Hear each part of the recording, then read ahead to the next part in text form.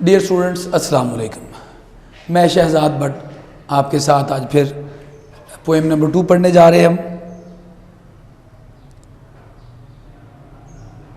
ये first year poem number 2, night mail.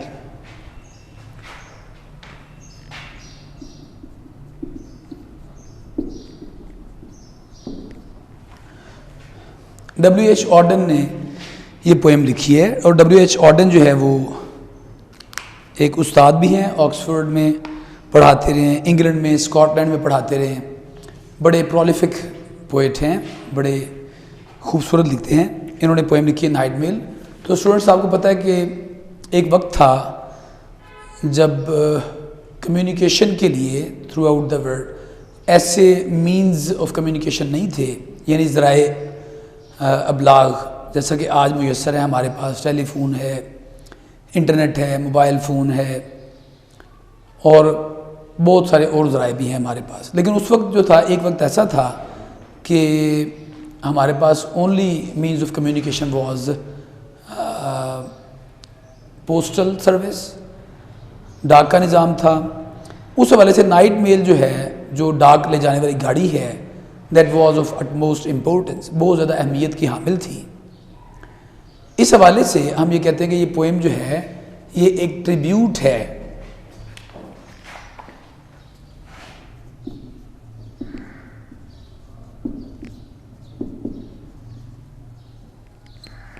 Homage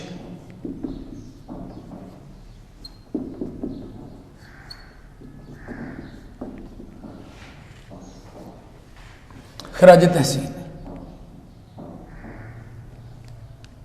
एक खराज तहसीन पेश किया उसने नाइट मेल को, जो कि उस वक्त जो था वो एक बहुत बड़ा ज़रिया था, बल्कि ओनली वाहिद ज़रिया था कम्युनिकेशन का थ्रू आउट द वर्ल्ड। तो आइए हम पढ़ते हैं इसको। This is the night mail crossing the border. ये नाइट मेल है जो कि बॉर्डर को पार कर रही है। Bringing the cheque and the postal order. Cheque ला रही है और पोस्टल ऑर्डर भी ला रही है। पोस्टल ऑर्डर जो है वो रकम की अदायगी के लिए एक इंस्ट्रूमेंट होता है, उसको बोलते हैं पोस्टल ऑर्डर।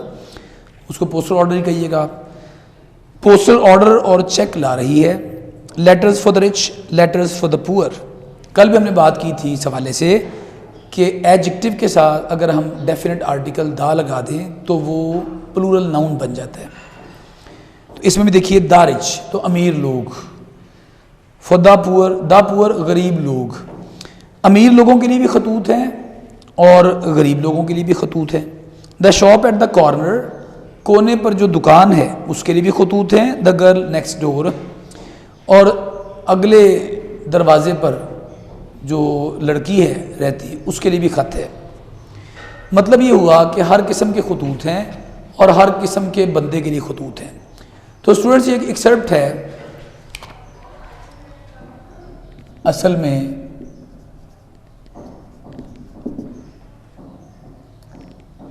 एक आपका ये segment from a longer work. एक लंबी एक पोएम है, उसमें से एक उसने टुकड़ा लिया है। असल में ये पूरी पोएम नहीं है, पूरी पोएम बड़ी मज़ेदार है, ये भी कम मज़ेदार नहीं है। उसमें भी उसने बड़ा वजाहत में खुल के जो है पूरी पोएम भी अगर आप पढ़ें तो उसमें देखते हैं कि हर किसी का उसने नाम लेकर जिक्र किया कि फ़लाँ के लिए भी ख़त है, फ़लाँ के लिए भी ख़त है। या वो कहते हैं जी जो दुकानदार है उसके लिए भी ख़त है, तो आप कहते हैं जी कमर्शियल लेटर्स भी हैं, बिजनेस लेटर्स भी हैं, और गर्ल नेक्स्ट डोर, अगले दरवाजे में जो लड़की रहती है, अगले घर में जो लड़की रहती है उसके लिए भी ख़त है। उसमें जो है वो घरेलू ख़त भी आप कह सकते हैं, लव लेटर भी आप कह सकते हैं, दोनों तरह आप उसको इंटरप्रेट कर सकते हैं। तो हम कहते हैं जी ये नाइट मेल है जो बॉर्डर को पार करती आ रही है, चेक और पोस्टल ऑर्डर लेके आ रही है, अमीरों के लिए भी, गरीबों के लिए भी, लड़की के लिए भी, बिजनेस लेटर भी। यानी every type of communication is being carried out through the night mail which was at that time the only means of communication. Though still night mail is used, still postal service is used for communication, but not to that extent to which it was being used in the past। जितना कि माजी में इस्तेमाल की जा रही थी उतना तो अब नहीं इस्तेमाल की जाती, लेकिन इसकी इम्पोर्टेंस जो है can not be denied in the past, specially because now in this modern time it is not as important as it was in the past because of the modern means of communication which are faster and quite better than the means of communication in the past. माजी के जो ज़राए अबलाग थे उनसे तो अब कहीं ज़्यादा तेज़ जो है वो अबलाग के ज़राए हैं हमारे पास, लेकिन उस वक्त चूँकि यही थी तो उसने ही pays tribute to the night mail, वो खराज तहसीन पेश करता है नाइट मेल को। पुलिंग अप बीटॉक, बीटॉक जो है वो एक जगह का नाम है, गांव का नाम है। अ स्टडी क्लाइम, कहते हैं जी बीटॉक की तरफ जा रही है, खिंची चली जा रही है, जो कि एक मुसलसल चढ़ाई है। द ग्रेडियंट इज अगेंस्ट हर, और जो उतार चढ़ाव है सड़क का या जो रेलवे ट्रैक का उतार चढ़ाव जो है उसको बोलते हैं ग्रेडियंट। तो ग्रेडियंट इज अगेंस्ट हर। अब उसने उसको कहा, हर उसने कह दिया, इनके द्वारा उसने एक पर्सोनिफाई उसको किया। कल भी हमने बात की थी पहली पोएम में भी कि पर्सोनिफाई करते हैं हम किसी ऑब्जेक्ट को, शख्सी खूबियाँ दे देते हैं किसी भी चीज़ को या किसी भी एब्स्ट्रैक्ट नाउन को जो शख्सी खूबियाँ देते हैं तो हम कहते हैं पर्सोनिफाई कर दिया उसको। तो यहाँ पर उसने ट्रेन के लिए हर का लफ्ज़ यूज़ किया उसने। हमें पता है कि इंग्लिश ज़ुबान में तो उसको इट कहना चाहिए क्योंकि न्यूट्रल जेंडर है, लेकिन उसने उसको पर्सोनिफाई किया है। कहता जी द ग्रेडियंट इज अगेंस्ट हर,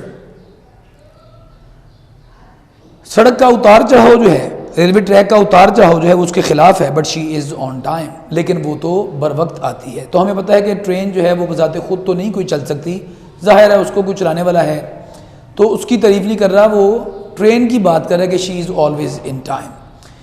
तो लोग जो हैं हम देखते हैं कि in the past people use to wait for the night mail anxiously for their letters और cheques etcetera anxiously because that was the only means of communication. But on the other hand the night mail was also never late, वो भी कभी late नहीं होती थी, and that was always on time. It is the regularity and the punctuality of the night mail which is being praised, which is being appreciated in these lines. उसने तारीफ की है उसके पंक्चुअलिटी और उसकी रेगुलरिटी की। Past cotton grass and moorland boulder, shoveling white stream over her shoulder.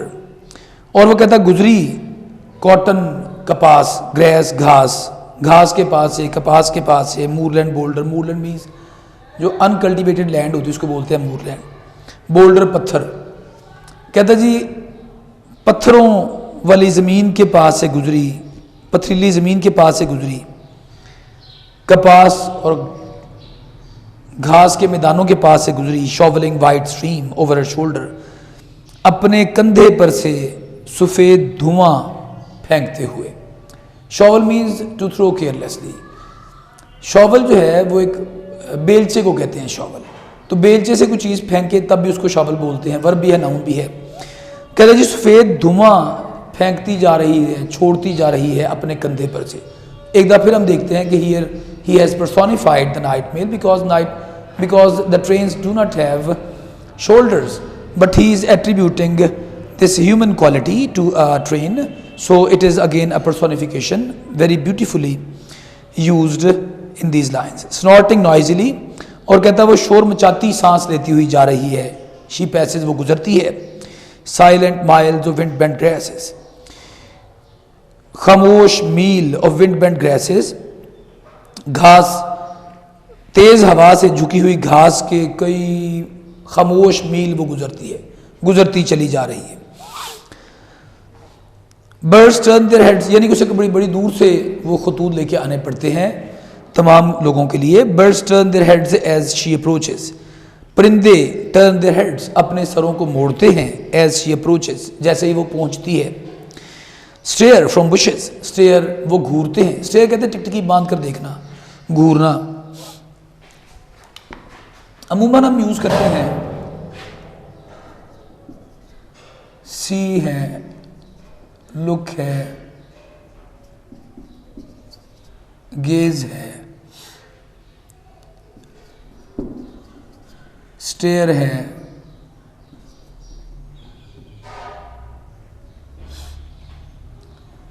अमूमन जो है वो बगैर इरादे के देखने के लिए बोलते हैं।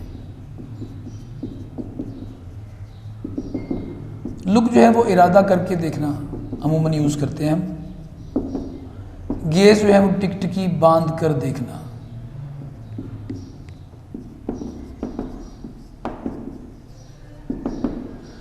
स्टेयर जो है वो घूरना।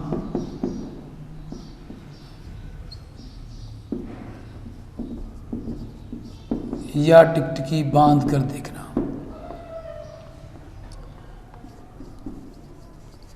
ग्लेयर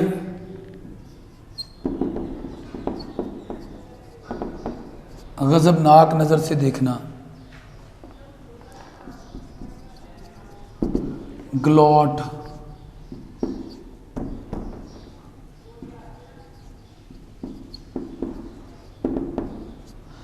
ललचाई नज़र से देखना, वगैरह वगैरह मुख्तलिफ शेड्स ऑफ मीनिंग्स हैं। कहता है जी स्टेयर फ्रॉम बुशेस, तो वो यानी टिकटिकी बांध कर देखते हैं फ्रॉम द बुशेस, झाड़ियों में से, at a blank faced coaches, उसके खाली चेहरों वाले डिब्बों पर। Sheep dogs can not turn her course, भेड़ों की रखवाली करने वाले कुत्ते जो हैं, can not turn her course, वो उसके रास्ते को बदल नहीं सकते। They slumber on with paws across, और वो सोते रहते हैं। स्लम्बर में मीन्स मीठी नींद सोना, गहरी नींद सोना। नाउन भी है, वर्ब भी है। और विद पॉज अक्रॉस, अपने पंजों को एक दूसरे के ऊपर रखकर वो गहरी नींद सोना जारी रखते हैं। In the farm she passes, farm में से वो गुजरती है। नो वन वेक्स, कोई भी नहीं जागता। But a jug in a bedroom gently shakes, लेकिन एक जग जो है वो बेडरूम में बड़ा नरमी के साथ जो है वो लरसता है। तो स्टूडेंट्स हम देखते हैं कि आखिरी तीन जो स्टैंजाज हैं, जो वर्सेस हैं, उनमें उसने एक ही चीज़ जो है उस पर एम्फेसिस है, and that is punctuality and regularity of the night mail. Now we know that night mail itself can not be punctual और regular, there is a person who drives it, एक बंदा होता है जो उसको चलाता है, ज़ाहिर है। लेकिन वो उसने ख़ास उसको जो है वो एक होमेज पेश कर रहा है, खराज तहसीन पेश कर रहा है, और उसमें उसने कैसी खूबसूरती के साथ जो है वो वजाहत की है। परिंदे जो है वो हमें पता है कि परिंदे जो है वो they are disturbed even at the slightest noise and they fly away, but here we see that the birds even are not least disturbed at the approach of the night mail. Again we know that the noise created by the night mail is deafening.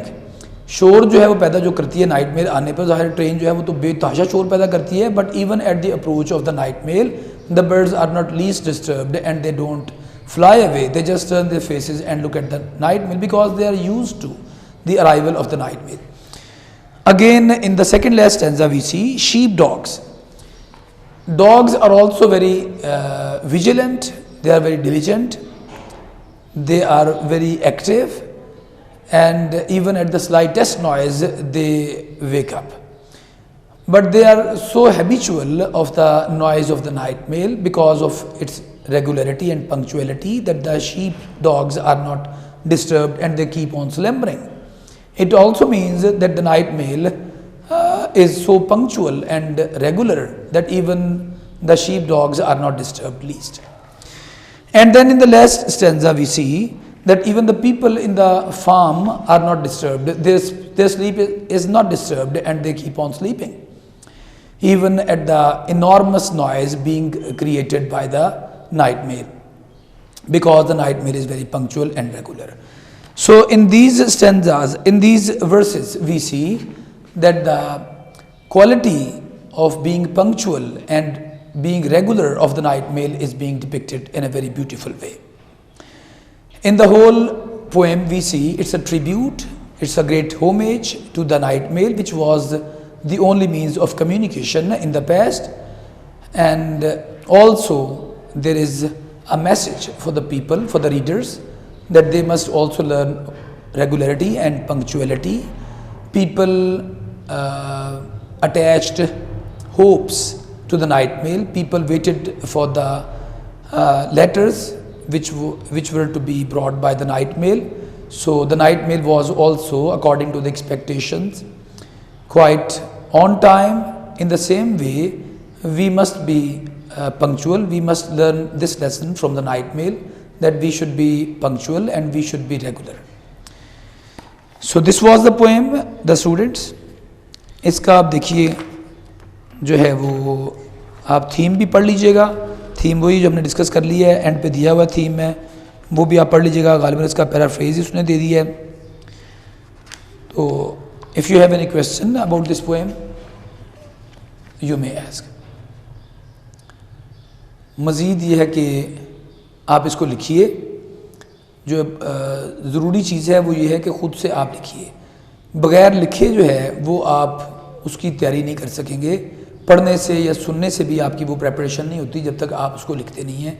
तो बेहतर तरीका इसका ये होता है कि आप एक एक जो है वर्स या कोई पोएम उसमें से स्टैंजा जो है वो एक एक पकड़िए, उसको आप ख़ुद से उसको एक्सप्लेनेशन कीजिए. और पोएम में जो है वो एक पोइट्री, हमने कल भी बात की थी पहली पोएम में कि पोइट्री जो है वो लिटरेचर की एक रिफाइंड जॉनर है. लिहाजा उसके जो डीपर मीनिंग्स हैं उनको भी हमने कॉन्स्ट्रू करना है, उसको मैनी पहनाने हैं. उसका हम जो है वो इंटरप्रेट जो है वो अपनी जो समझ बूझ से कर सकते हैं, बट विद कोजेंट रीजंस. ज़ाहिर है उसमें जो है वो लॉजिकल होना चाहिए. तो आप मज़ीद उसमें कुछ अपने पास से ऐड कर सकते हैं जो भी आप समझते हैं.